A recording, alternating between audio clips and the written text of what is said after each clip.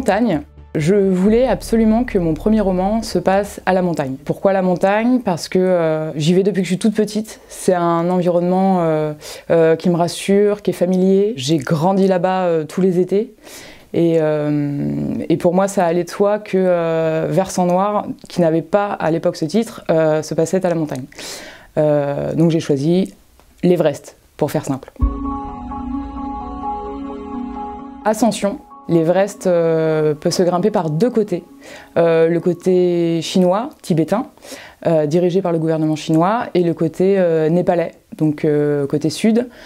Dans le roman, j'ai décidé de faire grimper mes alpinistes côté sud, côté népalais, parce que c'est là où se passe tout ce qu'on voit en fait sur les réseaux sociaux, au niveau des embouteillages, de la pollution et de la non-régulation de tout ce trafic en fait, cette surfréquentation. Dans le roman, c'est l'histoire d'une ascension d'Alex, une jeune fille de 25 ans qui décide de grimper l'Everest avec son père. Pour ça, ils font appel à un Sherpa que Jeff, donc le père d'Alex, connaissait avant, qu'il a lui-même formé à l'école de Chamonix en tant que guide de haute montagne.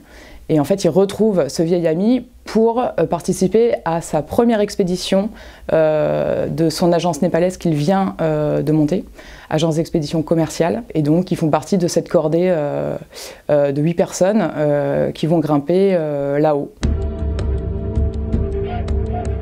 Everest. Mon histoire se passe sur l'Everest, la plus haute montagne du monde.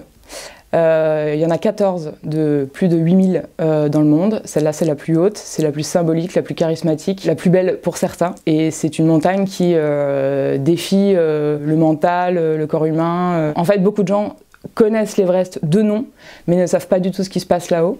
Un peu plus avec les années qui passent et les incidents qui se répètent. Et du coup, ça allait de soi pour moi de parler de cette montagne-là pour éventuellement la disséquer un petit peu, disséquer ce qui s'y passe et pourquoi tout le monde veut la grimper.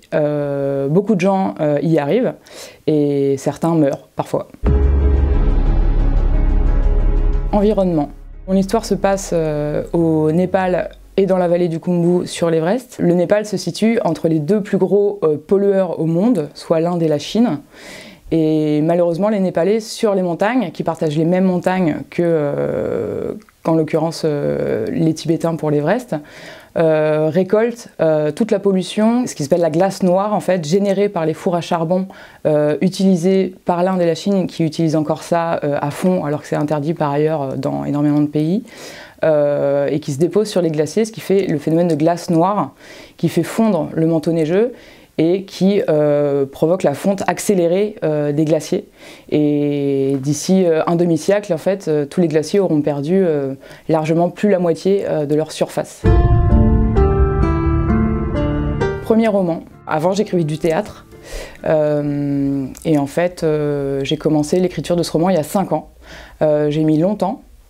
Très longtemps, en prenant toutes les mauvaises routes impossibles à écrire, toutes les mauvaises idées. J'ai fait tous les mauvais choix, j'ai commencé par là, et puis au début le roman il faisait 3 fois ça. Et en fait je me perdais, il était immense. Et en fait écrire un roman c'est un peu grimper l'Everest, et je m'en suis rendu compte en le faisant.